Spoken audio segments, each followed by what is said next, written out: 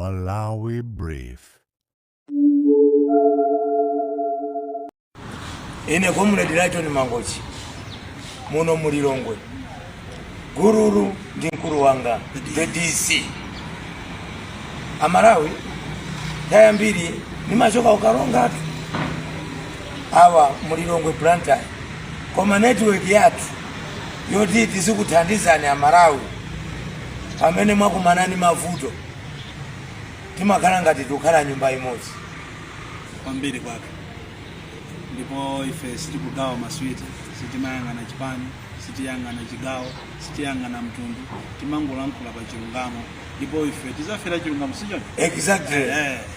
Tayesedwa mayesero ambiri kuti kumene tikunena pano pa kwezi tili maremu tosefa awiri maka ine muna anavira moje koma awa ndiye kuzungulisidwa Malawi yonse ndende nditi sana afikeko koma mulungu ndi wazisomo, mulungu ndi wachisomo kwambiri, mulungu ndi wa madaliso ochuluka amene safuna anthu ake kuti azivutika sichoncho.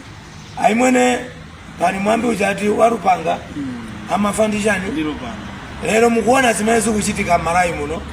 Amalawi si ifetu koma mapemphero wanu, komanso ndithokoze anthu akumangochi kwambiri nthawi ina yake munawakuta awa ndipo kumangochi nimafuna nitapeza koma nawo zakale kuti ali ndi program yokayamika komanso kukhala kumangochi. Yes. Chifukwa ndi dera limene anthu ake ndi okonda chilungamo. Yes.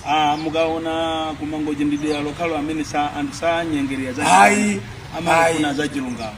Nditudi ine ndithokoze m'malo mwa mangochi achinzanga kunena kuti mkulu ndayima naye panoyi timaphwekesa munthu akakhala moyo tizamudziwa amene atapita kuti chete kuti kuti mkulu uja anali wotere ndetiyeni tikumbuke kumampasa ulemu munthu ali moyo osati iyayi poti ali moyo iwe chitsiru iwe watani mayankhula zambirimbiri koma titati tinyanyale ndikungokhala chete mwayimbira ndani mafoni Amalawi ondani dziko lanu ondani makomredi anu kuchoka pano pa Lilongwe.